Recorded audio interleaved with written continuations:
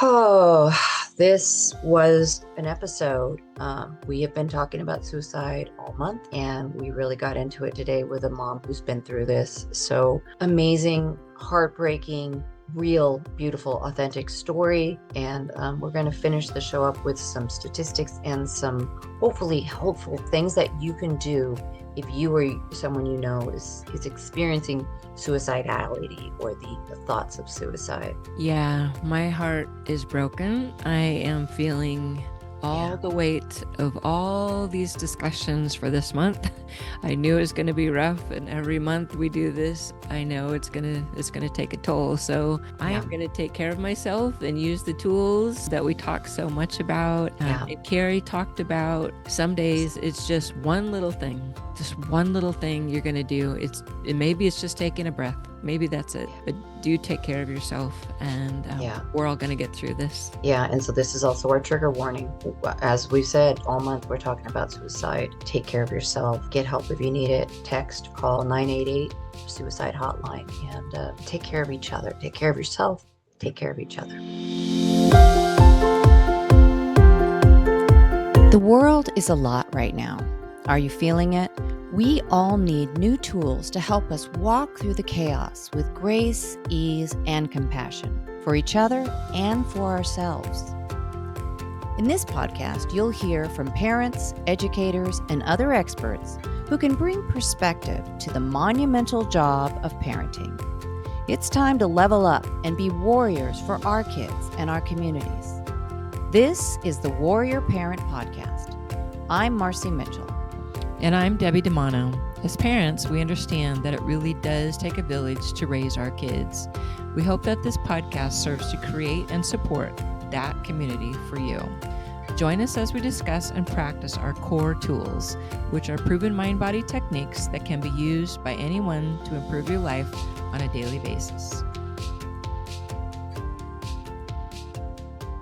Welcome back to the Warrior Parent Podcast. This is our last Thursday in September, and as you know, we've been focusing on the very important and difficult topic of suicide in September, as this is Suicide Awareness Month. So today we are very happy to welcome our guest. Her name is Kerry Kirsch, and she is a mom who has experienced this tragic and really challenging topic firsthand. So we're going to hear from her. We're so grateful that she's sharing a little bit about Kerry. She has raised 3 beautiful sons, and she lost her firstborn to suicide. Since then, she divorced and she has remarried her angel, her current husband, David. She has a love of gardening, painting. She's a designer of moccasins and mucklucks. And the thing I love that Kerry has said in her introduction is, I'm a changed woman. I will never be the same again. And that makes perfect sense, I think, for all our warrior parents who are listening. So thank you so much, Kerry, for being here, for being willing to discuss this really important and challenging topic.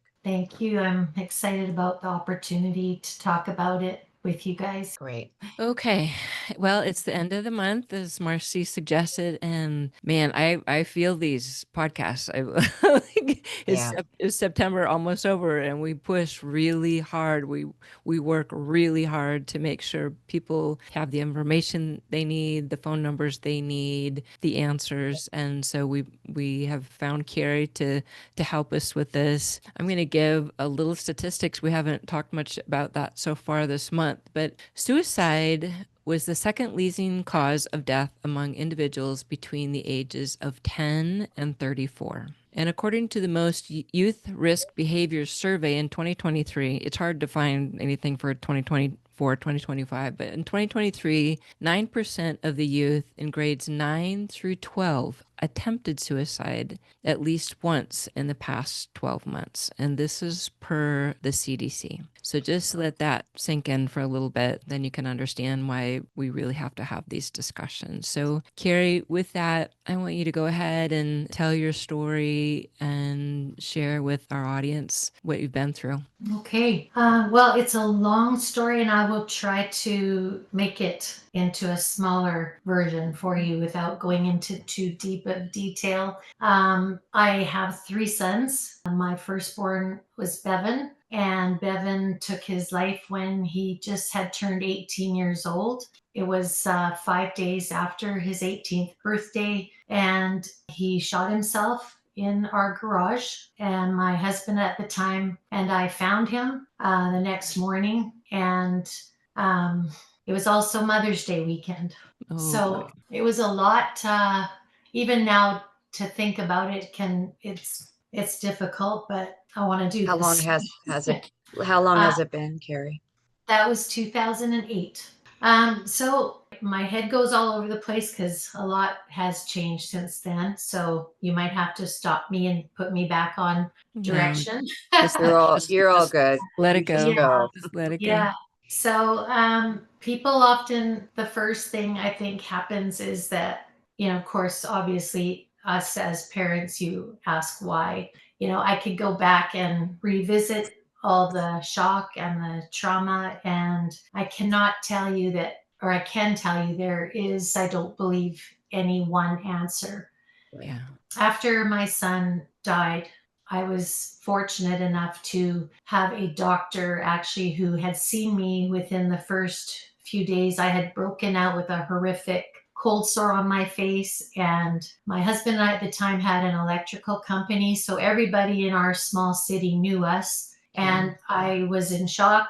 I didn't want to be seen. In fact, I wanted to die. I remember that day so clearly. I threw my body down on the ground and I tried to escape myself. The pain and the shock is so unable, you can't even use words to describe. And so you go into a state of shock, which is our mind and our body's way of, I think, protecting us. Yeah. But my body I broke out. I went to see a doctor. I had a big hood over my head. I didn't want people to see me. And I walked in, and it was a walk-in doctor that day. And he said to me, he walked in and he said, Kerry, he says, first of all, I want to tell you, my daughter knew your son from high school. Oh. And I am so sorry for your loss. And he got on his knee in the office and he took my hand and he wept with me. Oh my goodness. Which is probably the most amazing human experience I had at that time with a stranger. Yeah. And it was so, it was such a gift. And after my visit with him, I don't remember how long. My whole first year was pretty much a blur. I was in shock for at least a year. I don't have a lot of memory of all the events that went on that year, including my son's funeral. I only have a few memories of a few people that were there. There were over 200 students from his school that attended. I don't remember seeing any of them. So your body definitely goes into a different space that you didn't know could do. But the wonderful thing about this doctor, and I don't know if I should share names or not, so I won't, but he said to me, I have to tell you, I'm very ashamed of my colleagues in this profession that they don't take the seriousness of depression as seriously as they should. And he said they're quick to subscribe things, but they miss a lot and they don't look into it more at length that they should. And so I was so impressed by this man that I actually asked him if he would come to my home with my son, my other two sons, and my husband. Oh, yeah. And I believe at that time my family had arrived from all over, and I think some of them were there. I don't remember, but he did. He came to my home and he presented with us a 4-hour talk about the signs of someone who is suicidal. He talked about the importance of vitamin D. I lived on Vancouver Island at the time, and it's very dreary and dark there throughout the winters. Yeah. And so again, I was so pleased and so excited about this man caring to this length that I asked him then if he would go to my son's high school and then present a talk there, because I knew I had friends who had kids that were struggling. Just to back up a little bit, my husband and I did not actually realize that Bevan was suffering with depression. And that comes with a bunch more things I could say, the guilt, the Oh, Yeah. yeah. The guilt is huge that you don't see in your own children that they are suffering. And for me personally, I was actually diagnosed with anxiety and depression at the age of 40. And so I had even more shame and more guilt that I now, who is being treated with it with medication, did not see these symptoms in my son. Yeah. Right. And it was after the fact that I started to realize certain behaviors and certain patterns that he had. One of which, for example, was he would, about every couple months, he'd kind of go into a state of just quietness and wanted to be alone and don't bug me and like just leave me alone. And we felt, well, because he's a teenager, he's a young Right. Yeah. man, right? Absolutely. Hormones. You think, well, it's okay, just leave him alone. And Yeah. being a mom, of course, you're like really concerned about, are they doing well in school? Like, what kind of friends do they have? And he had wonderful friends. So yeah, that took a toll on me and for many years. And the doctor had decided that yes, he would come to our high school and my son's school. And what he did was he pulled together a forum of about, I believe there was 12 professionals. They were psychiatrists, psychologists, counselors, people that worked with homeless, like all kinds of people on this forum that he developed. And he came to my son's high school and we put out a public notice, not just in the school, but to the whole city. It was, I think there were posters put around that there was going to be a talk on the effects of depression and anxiety in young people. So he came and he did this talk with all these people. And the one thing he did that I loved, and we did videotape this meeting. I actually went out afterwards and put out 100 copies of the DVD, and I went and handed it out randomly all over the city to people at the gas station and at McDonald's and walking down the street. And of course, I was in my own state of shock. And you get to this place where it's like, well, I'm going to help other people so that they don't ever experience this. And I remember feeling so bold and so strong in my own self that I didn't, it's again a denial of the pain and the shock you're in, the suffering you're in. You kind of become like this super, I'm going to save the world, or I'm going to, I can do anything. Another big thing that happened with myself was that I had lived with a lot of fear throughout my life, a fear of abandonment, a fear of being alone, and a fear of not fitting in with, even back in junior high with the popular kids and my peers. And after this happened, I could have jumped off of a plane every day because I now to this day have no fear. And that's again another whole topic. I can kind of go all over the place. Of course. Of course. Makes sense. So we did hand out the DVDs, and the meeting was a great success. My doctor at that time, then his clientele went out the roof. Oh, bad.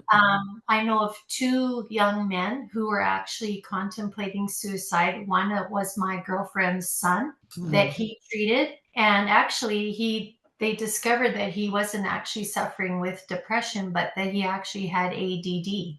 And that's again another subject, because some of these disorders can lead to anxiety and then lead to depression. Yep. Absolutely. And it's a vicious cycle. Yeah. And over the years, I've actually moved away from the island. I came to Saskatoon because my siblings live here, and they took me in with my youngest son. It was crazy time. We lost our home because my son took his life in our garage. We couldn't live there. Our business went bankrupt. We moved away, which then added the grief of losing my friends and my support structure that I raised my kids with. And then my ex and I, he told me he did not want to be married again after all this, after 25 years of marriage. And he had his own grief and shock, and I'm not putting the blame on anything or anybody, but that was Still another thing that you had to deal with in Right. the hardest time of your life, right? Yeah. So I was actually homeless for about 6 weeks Oh because my goodness.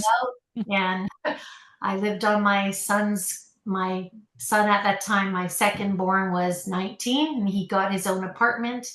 We had moved to Vancouver.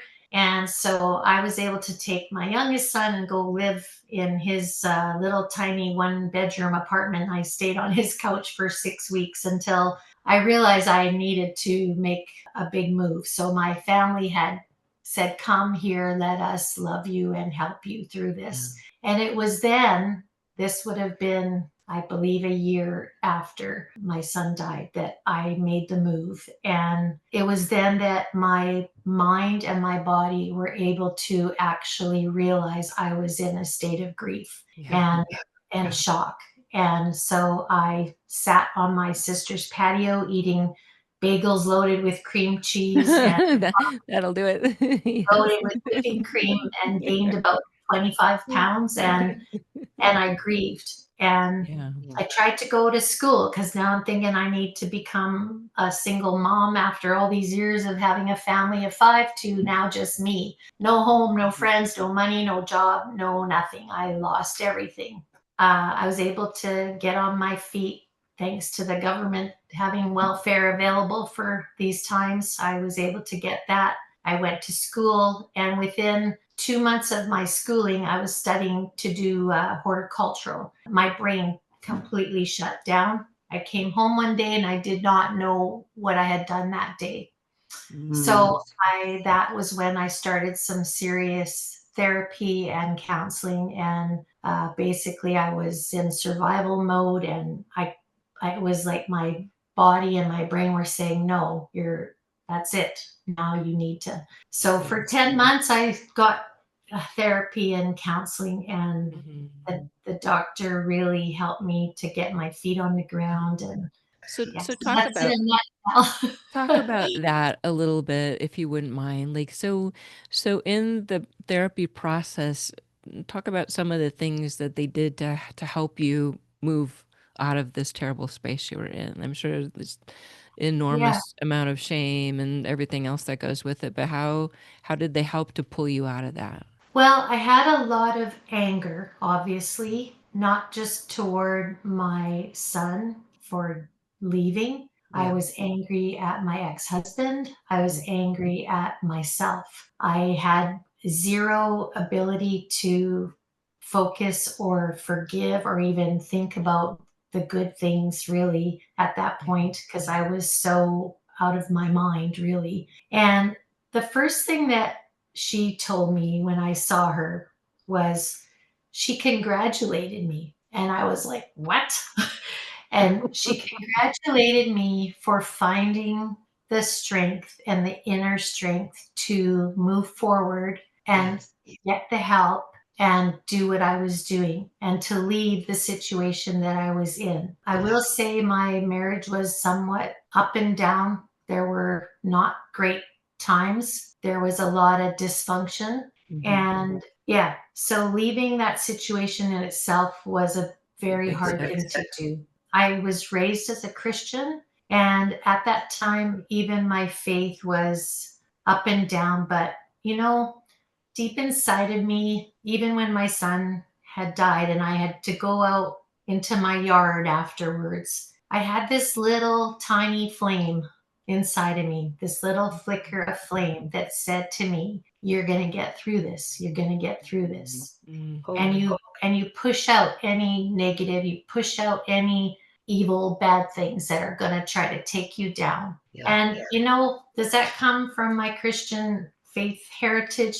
I believe it does. And I was fortunate enough to be taught to believe in a higher power. And I know not everyone believes in God or Christ or that sort of thing, but for myself personally, it was my faith that got me moving forward and got me through. I clung to that like you wouldn't believe. And in that process, I learned how to let go of everything, to the point where I was on my face, my hands and my knees, and flat on my face, day after day, humbling myself before my Creator to show me and give me strength to now, tomorrow morning, put my feet back on the ground, because I could barely get my feet on the ground and out of bed. Surrendering to something beyond, because you're so what we were talking about, in my opinion, is the hardest thing that someone could ever deal with, and that you went through.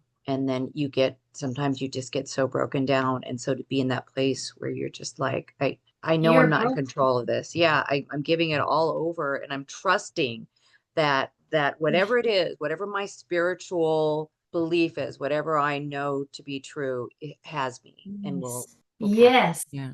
Yes. That's And amazing. this doctor, she didn't really ever speak in those terms, and that's okay, but she did give me tools. You asked me how she helped me. Yeah. She gave me tools to help me mentally with things like, Kerry, it's like an iceberg. And I love this illustration. If you think about under the water, there's the ice going way down, and it's heavy. And on top of the iceberg is me. And she says, how do you get rid of an iceberg, of all this pain and all this change? And she said to me, one pick at a time. And that stuck with me so well. I actually drew myself a little sketch picture. I wish I had it to show you. I stuck it beside my bed. And when I'd wake up in the morning, that was the first thing I would look at, because I knew I had this monster of pain and challenge and journey ahead of me. And I had no idea how or where to go or what to do. And that's what I did, one pick at a time. And it was not easy. The other thing that just came to mind now is that when you lose someone to suicide, you go into, well, I'll speak for myself, but I went into this mode of, I got to find someone to help me. We need some help. Who's going to help me? Who can help me take this away? What do I do now? How do I? Yes. And I believe that's part of the shock that you're in, because you cannot believe that. And even to this day, I have moments where I cannot believe that my Bevan is gone. Yeah. And may I show a picture of him? Please. Please. I found it this morning on my photos, and he's beautiful, and I want to show you. Yeah. I don't know if you can see it. Oh, he is. He is beautiful. Beautiful. Look at that hair. Yeah. Beautiful And young Bevan man. was probably one of the kindest, most gentle souls you ever met. And he loved kids. He loved little kids. He would, he wouldn't talk down at children. He would get down on his knee and kneel up beside them and talk to them face to face. And he was an amazing listening person. And it's just so hard to imagine what was going on inside of him to take him to this spot, this darkness. So, I would really hope that people, parents and children alike, who are suffering with or see their kids acting somewhat more secluded. And with our society today, there's so much technology that takes away our reason or need to be around people, to be in community, Absolutely. to be around other human beings that can hug you and hold your hand and touch your face. When we're behind our screens and we're hiding there, or we're so involved in it, we start to forget that was such a part of our world for so many generations. And now we've become a much more private, secluded, isolated society. And the thing is that that's not always bad, because people like their quiet. Not everyone is an extrovert, or there's introverts that don't know how to be in a group and don't want to have lots of people around. But as a human being, whether we believe it or not, we were created to need one another. And we don't always want to accept that we need other people. And 100%. I agree with you. Yeah. It was my love of my family, the love of my friends, and this doctor that pulled me gradually out of my rut, under my rock. And I will tell you, it was probably a 5-year journey. It was not overnight. I don't believe in closure. I think you take your pain with you the rest of your life. And I think that losing a child to suicide is a different kind of loss and grief. It's Yes. not the natural way of human progression that, Right. your parents or your elders should naturally, you would expect they would go before you. Hey, we just wanted to take a quick moment to tell you about something very exciting that Debbie and I and our team have been working on for literally years. And that is our Cour Tools app, which is now available at the Google Play Store and at the Apple Store. And you can sign up for it now and you will get access to all the tools we've been talking about on the podcast. And if you're an early adopter of Cour Tools, you can get a VIP price for $49 for a lifetime. That's Lifetime. right. That's Buy right. it once and we'll keep updating it too. Yes. So we're super excited about this. Go to Apple Store, go to Google Play, and purchase it now. Cour Tools, COUR, capital TOOLS. Go get it. Yeah. And when your child goes before you and does it on purpose, it's a whole different type of grieving for sure. And there is no easy answer. No, it's Yeah. it's unanswered. That's the Yeah. that's the thing. There is no answer. Yeah. No one will ever really know It for makes sense. sure. Yeah. Yeah, and so you just know that you have to be okay with that, and Yeah. knowing, what we always talk about here in parenting is, we're all just doing the best we can. That's all, Right. that's all we Yeah. can do. No matter if we have a suicide in our family, or we're just trying to pay the bills, or whatever we're trying to do with our children. Yeah. That's all we got. That's all we got. Yeah. And we Yeah. should never, I think, part of why we do this is just because I think there's so many parents out there who feel so much shame, and they didn't have to go Yeah. through what you go through, but just the shame of, for me, it's divorces. We all have our thing that we had to go through raising our kids. And I think it's to give perspective to parents that we're not perfect. We'll No. never be perfect. We're all trying to raise perfect kids in a crazy, chaotic society, and it's just not Yeah. possible. So just parents, Yeah. give yourself some grace. And wow, Kerry, Yeah. Yeah. And when you think about that, like what is perfect, and what is it that Right. we feel our society is saying we need to be or do to be perfect? Well, in Right. whose eyes are we Exactly. living this life Different for? for everyone. Yeah.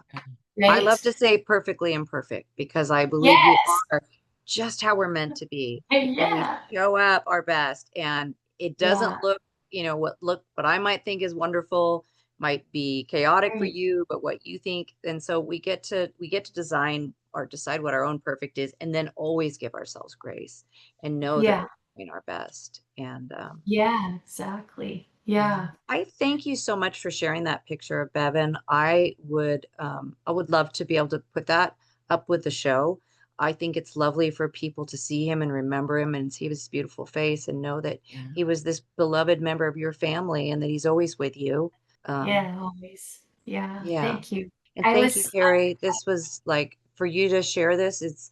I know this is challenging and I know it's part of your healing to do so. And I know that you're helping people. I know there's someone listening today who's going to feel some salve, something on their soul that to help them heal. Because that's, again, we're here together. We're walking each other home. We're here to love and to support each other and to be supported by each other. So that's Yeah. very Yeah. powerful. Yeah. Yeah, thank you. I just want to mention one last thing that Yes. with my moccasins. Oh yes, let's hear about the moccasins and the mucklucks. I had a cousin who cares very deeply for me that I had lost touch with because I had basically been pulled away from my immediate family for 25 years. Mhm. And in the circle of coming back, she reached out to me and she came and spent a week with me when I was in my apartment. And she said, Kerry, can I teach you how to make moccasins? Because she's been doing it for years. And I said, I would love that. I'm a very artistic person. I love doing things with my hands. I find it very therapeutic. It's my own, it's mine. It's part of Yeah. my own Yes. journey. And I Yeah. love Yeah. that I'm able to do that. And so we did that. And over the years, I actually had the opportunity to go help teach youth in youth centers, youth jails, these young adults, young kids, or well, they're teenagers between the ages of 14 and 20 something in these youth jails. I was able to go along with my cousin Wow. and teach this art, this craft. And Wow. that was very rewarding. And seeing these kids get that sense of accomplishment by doing something with their own hands also Yeah. is very rewarding for me. And just knowing that they are seeing that, when we're with them, we talk about how every person has value. Everybody in this world is valuable. And people that feel like losers or are not keeping up with the Joneses, or they don't have a title or a profession, you know what? It doesn't matter. It No. really doesn't matter, because at the end of the day, really, when you think about it, aren't we all the same? We're different Yes. in our unique ways, but Yes. really, we're kind of all the same because we're all human. We're all Yes. human. Some of Yes. us have limbs missing. Some of us have mental illness. Some of us have Yes. whatever. But at Right. the end of the day, we're still all human. We all still have a heart and a Yeah. mind and have the need to be loved. And so loving others and allowing others to love you is key to healing. That's It it. That's all there really is. That's all there It's is. Yeah, beautiful. it's You want to huge. show one of those moccasins? I feel like there's one sitting back Oh, there. yeah, Yeah, grab it. Let's see it. sure. Beautiful. That's one pair. They have no Christ- fur on them. Christmas presents, Marcy. I Christmas love that. That's beautiful. Oh my gosh. Oh, It's Oh, beautiful. wonderful. thank you. Yeah. I've made over 700 pairs by hand, and Wow. I'm starting to get the whole arthritic thing going on. So I'm just slowing down a little bit, but I love Yeah. doing it. That's Yeah. wonderful. It's Thank it's a you. beautiful indigenous art, and to be able to Yeah. share it and then just be in that creative process as part of your healing is lovely. And then sharing it out with others. Yeah. Thank, Yeah. thank you, Kerry, so much. We so appreciate you showing up, and Thank you. yeah, it's Thank you. been a really beautiful conversation. And I just want to say, if anyone wants to talk or Hmm.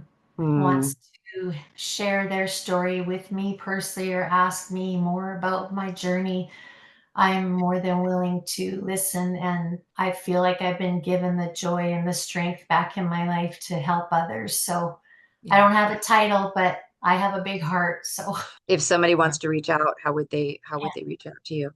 they could email me, kerry.kovacs@gmail.com. And we could then, proceed through that way, Yeah. if they want to, or yeah. If you're okay with us sharing that, we'll put it in the show notes. And Yeah, sure. if there's somebody Absolutely. listening and that's what you need, then reach out. Yeah. And I love that you guys are doing this podcast. I've never heard of you before until another relative of mine shared it, because she said, I think this is for you. And I'm just thrilled that you invited me to be part of it. And I hope I can encourage others. Thank you so much, Kerry. We Yeah. appreciate that. I love that you're doing this. It's great. Thank you. Thank you. So, warrior parents, that was an amazing conversation we just had with Kerry. And we want to end this month of suicide awareness by sharing statistics with you, what's going on out there. And Debbie's going to share a lot of that. And then also leave you with some hope, with some best practices, some things that you can use. So let's start with some of those statistics, Debbie. So I started the conversation that we just had with suicide as the second leading cause of death among individuals between the ages of 10 and 34. So again, 10 years old and 34.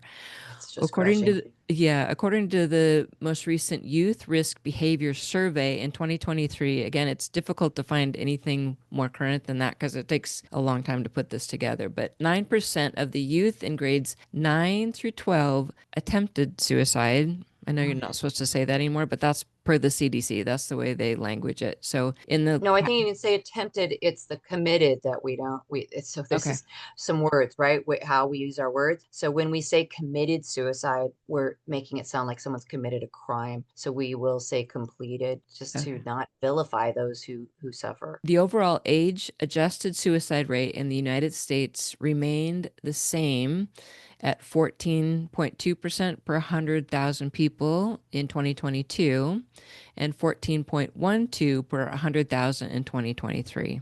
In 2023, men died by suicide 3.8 times more than women. Mm. White males accounted for 68.13% of suicide deaths in 2023. So This just almost goes 70%.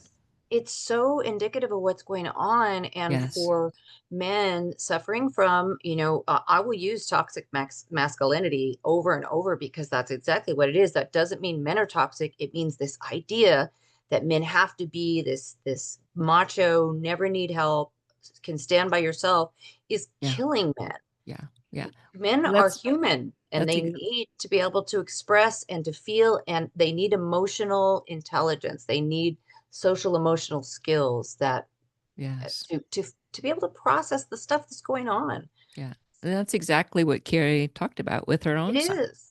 It This is is. exact. Toxic masculinity is not just toxic to women, it is highly toxic to men. Yes. It's toxic to society because it's not sustainable. It's not good. It's this power over this Yeah. don't cry, buck up, be strong, take control.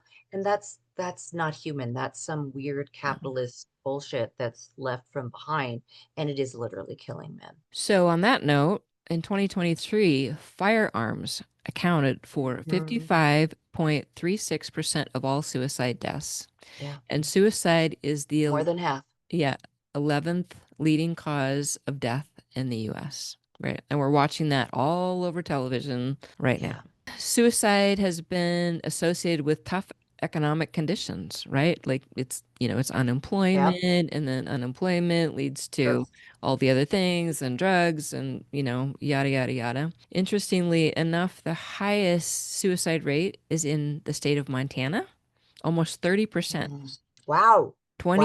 28.89 per 100,000 people in Montana. And believe it or not, New York is the lowest at 8.11% of Mhm. 100,000 people. It's I wonder how fascinating. much of that is about that isolation sense, because we know in Montana it is, and it's Yes. beautiful. It's a beautiful state. Yeah. And not only are people spread out more, but also there is that hyper masculinity idea that you do it on your own. Yeah. And if you can't, something wrong with you. And wow. Okay. Yeah, that's a lot.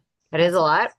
Let's talk about a little bit about, and you just started to go into this, some of these causes. So let's talk a little bit about what are some of the things that can lead to suicide or suicide ideation, which is just when you're thinking about suicide.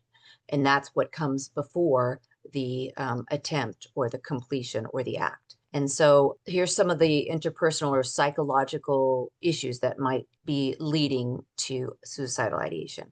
A sense of excessive burdensomeness. That's a kind of a hard word to say. That's the idea that you're feeling tired and you perceive yourself as a burden to others. Thwarted belongingness. Again, coming back to that isolation. You've attempted to connect and it's not working. So you're lonely and maybe you're socially awkward. You're feeling isolated. And then coming back to the guns, because it's more than half people, capacity to self-harm. So when there is a way, when you're in that moment, and we know people can go very dark and feel absolutely hopeless. And then if there is a weapon or something that you can easily use at hand, then you're just much more in danger of doing it, because you can feel really shitty. And if you don't have something, then we know that we can feel better, we can come through that, but you can make a really bad choice. A warning sign that someone might be actively suicidal comes back to hopelessness. That is the key leading thing that could lead to an attempt, is having that hopelessness, not being able to come up with something that gives you hope. Communication of intent, so they call it leaking, so that you've said something, whether it was intentional or subconscious, that makes someone go, what? don't just ignore that. Like, listen, pay attention. Departure, saying goodbye to people, giving away possessions. I have seen this with someone before, pulling away from family and friends. You're starting to already start the departure. And sometimes, and this might feel counterintuitive, but sometimes feeling better, because if somebody has been feeling horrible, been depressed, been anxious, and then they decide this is what I'm going to do, and they start making a plan or something, it might be a relief to them, because now they're like, okay, I've come up with a solution. And that's really hard to hear, but that can be what it feels like for someone who's been struggling. This constriction of viable options, it goes back to the hopelessness. You're looking at, well, I could do this, I could do that. I'm in this bad situation. The less this and that start to feel like a possibility, the less options, back to hopelessness. And then another one is acting recklessly, taking risks, an ambivalence about life and death, about your own health. And these are from a psychologist and someone who worked on a suicide hotline for many years. Debbie and I are not psychologists, we're not therapists, so we always like to share that, but we do want to share helpful hints when we get them. We love it when we find someone who can put it in language you understand and give you something actionable. So here's what to say and what not to say when somebody either is demonstrating suicidality or has even said to you something that lets you know they are there. Not be dismissive in any way. Do not ignore the signs. Never make fun of the person, and certainly don't dare them to do it. Have you ever seen? And it's so cruel, it's hard to believe someone would do it, but like, go ahead then, if that's what you're going to do. All big no's. Here's the do's. Ask the question directly. Are you talking about or thinking about killing yourself? That's a hard question to ask. We don't want to go there. There was an old idea that if you talk about suicide, you'll put the idea in someone's head. That is false. If somebody's there already, nobody's going to be like, oh, I never thought about that. Like, if they're there already, you need to ask them, because you need to know. If they say yes, then ask if they have a plan. If they have a plan, then be with that person. Take items away. Like, certainly if there was access to a firearm, get that away. However, medications, like medications, yes, even knives, like things that somebody who has dropped into that really dark place, take away the way, and then be with them, help them not feel so alone. And then just a warning for your own safety: if there's someone who's suicidal who is somewhere with a weapon, don't go there. Call the police, call for help. We don't want it to turn out to be you as well, part of the tragedy. Bring in other people. Don't try to handle this on your own. Reach out to experts. Use the hotlines, 988 text or call. In many places, it's in Canada as well as the US. There's some other lines that we will share in our show notes. And I do want to point out one specifically for the LGBTQ community, which is the Trevor Project. It is 1-866-488-7386, or you can text the word START to 678-678. And that is for anyone who's in that LGBTQIA plus communities, so that you have someone who answers, who knows so much more about what's going on for you. Provide reassurance around available resources. You're not alone. Don't promise that things are going to get better, but you can say that if you do this, you'll never find out. If you complete this suicide, if you hurt yourself, if you kill yourself, you'll never know. And then encourage them to seek professional support and help. So, those are just some things that you can do. And another thing I like to point out, if you're the individual who knows someone or you're talking to someone, you could call those hotlines too and say, what do I do? These are the professionals. Bring someone in who knows. So those are some steps that you can take. And I encourage you to look into it so that you can do what you can. It's never your fault. That's the other thing. And after talking to Kerry, I know she's had to work to know that for herself. And I hope she does, but it's never your fault. But do what you can. Go ahead. Lastly, and the biggest thing we talk about is isolation. And I think isolation is key for everything that's going on right now. And I believe that with all of my heart. And I feel like, if nothing else, just if you have a funny feeling about a friend or a family member, reach out. Just reach out. Sometimes all they need is for them to think that one person thought about me or somebody cares, right? And it doesn't have to be. It doesn't have to be anything big. You don't have to be going out and buying presents or whatever. It's just, it's a phone call. It's, hey, I'm thinking about you. Are you okay? I haven't Yeah. heard from you in a couple of days. Just simple little things, but just stay in touch with people. Right. Just stay in touch. Let people know that they matter to you, because that's part of the hopelessness when they think, or the burdensomeness. They think that they're not help, that they're just a burden. Like, let people know, no, my life is better because of you. Okay, warrior parents, this has been a tough month. Take care of yourself. Reach out for your own mental wellness. Go get the Core Tools app and practice some of these, some of the things that can help you stay more centered before you get out into these places of desperation and wanting to hurt yourself or someone else. You matter. You deserve joy in your life. I want you to have that. We want you to have that. Thank you. Hey, warrior moms. As we started this podcast, we had determined that part of what we were going to do is to create a community.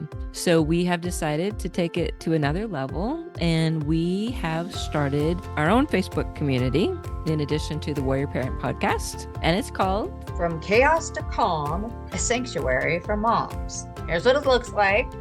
It's on Facebook right now. Please go and join it. And just to let you know, we're going to create our Blue Sky accounts right now. We're getting prepared as we watch this weird stuff go on in America. So we may be shifting the whole group to Blue Sky. Just be aware that we got you. We're going to start here. If this turns out to be not a safe place anymore on Facebook, then we will shift over. But what we're creating is a safe space where moms can show up and get information, get support, talk to each other about the things you're going through with your kids, the things you went through with your kids, maybe get some advice from moms, but also other experts. We're going to invite all of our guests and experts to join the group. I hope you will too. This is a place where you can show up and be seen and be heard and be safe. Mom's got you. Nobody trusts anyone more than moms. So let's do this.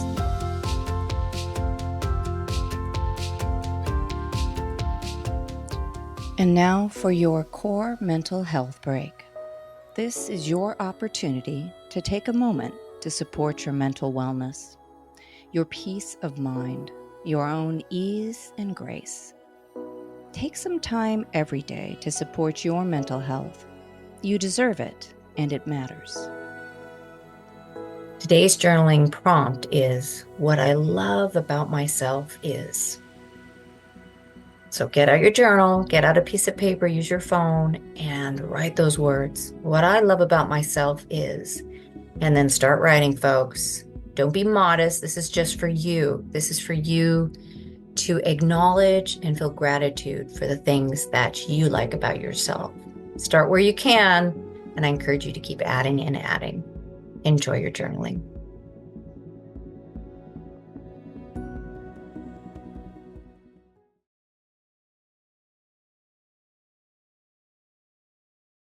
Thanks for listening to the Warrior Parent Podcast, which is a production of our nonprofit, Cour Experience, who also creates and distributes Core Tools. You can find us at courexperience.org. Make sure you join us next week for another informative conversation to help you and your family show up mindfully, purposefully, and joyfully with each other and in your community. Our Core Tools platform consists of a number of proven tools and techniques that are designed to reduce stress, anxiety, and overwhelm in spite of what's going on in your world. We want to thank Samuel Hale, LLC, for sponsoring this podcast. Technical and marketing support comes from Inspire Your Brand. Our podcast editor is Justin Beeden. Opinions expressed by guests do not necessarily reflect those of the hosts, the producers, or the financial supporters. I'm Debbie DeMano. And I'm Marcy Mitchell. Thanks for listening. If you resonate with the idea of creating a community to help support kids and families, won't you join us by following the podcast and sharing this episode? You can even write a review. It truly does take a village, and we appreciate you.